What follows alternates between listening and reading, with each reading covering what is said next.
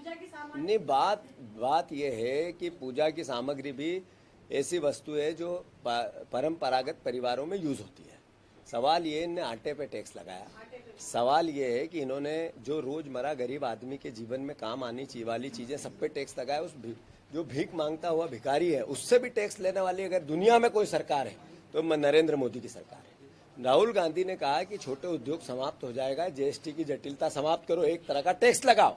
सब 500 बार बोला, उनकी मजाक उड़ाई और वो मजाक उड़ाने में कहीं न कहीं मीडिया भी सहयोगी थी। मुझे दुख होता है इस बात का, दुख होता है, बहुत भारी मन से कहता हूं मैं।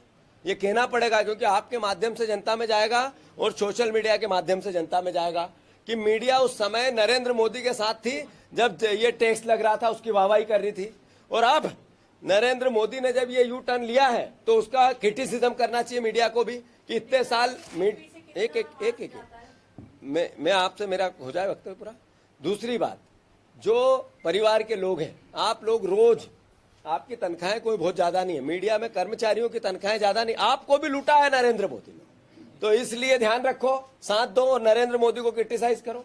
ये देश बचाने का समय है और उस समय में योगदान दो। आप लोग भी नहीं बचे हो इस लूट से।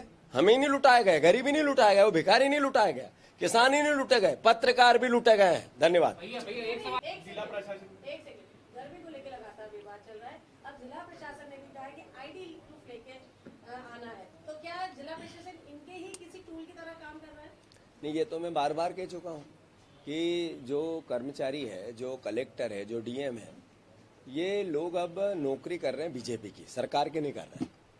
तो इनकी हम गिनती कर रहे हैं। हमने एक विभाग बना दिया है। इन एकदम चपरासी बन के जो काम कर रहे हैं बीजेपी का, वो चाहे कलेक्टर हो, डीएम हो, पीएस हो या और कोई आईएएस अधिकारी हो या छोटा कर्मचारी, उनकी लिस्टिंग हो रही है।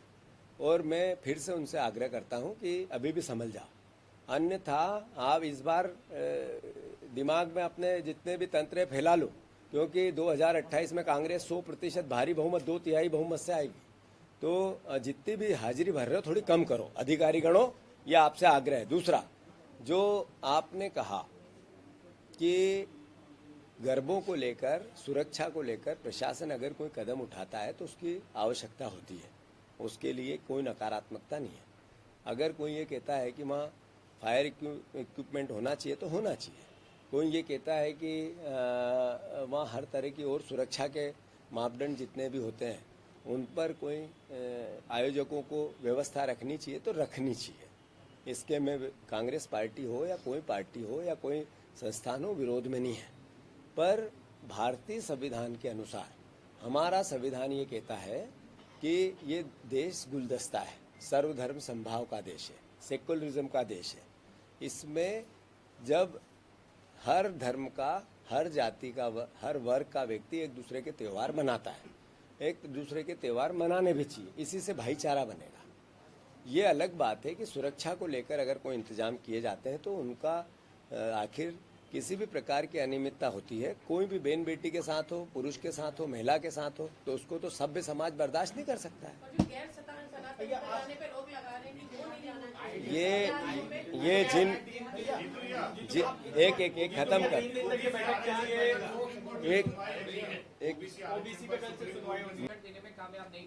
नहीं फेल हो गई। तो भैया क्या कांग्रेस इसके लिए कोई स्टैंड लेके आप लोग गाय को, हमने कांग्रेस, आप कार्यकर्ताओं को कहेंगे कि गौपालन करें आप लोग? कांग्रेस पार्टी ने, जब कांग्रेस की हमारी सरकार थी तो हमने 1000 गौशालाएं बनवाई थी। मोटिव क्या था? मोटिव था कि गाय सड़क पे नहीं रहनी चाहिए, उसकी सेवा होनी चाहिए। आज गाय माता को, मैंने पहले भी कहा कि राष्ट्र माता का दर्जा दे सरकार, हम उसकी पहल करते हैं। पर गाय के नाम पे सिर्फ वोट लेना, लोगों को गुमराह करना, लोगों का मॉब लिंचिंग करना, ये बीजेपी का चरित्र है। इनका असली चेहरा ये 0% टैक्स लगा के समझ में आ गया। गाय के मांस पे 0% टैक्स, और बाकी रोजमर्रा की जिंदगी गरीब से गरीब आदमी जो जिएगा उस पे टैक्स है, पर गाय मांस पे टैक्स नहीं है। और तरह के मांस पे टैक्स होगा पर इस पे टैक्स नहीं है, ये भी देख लो। इस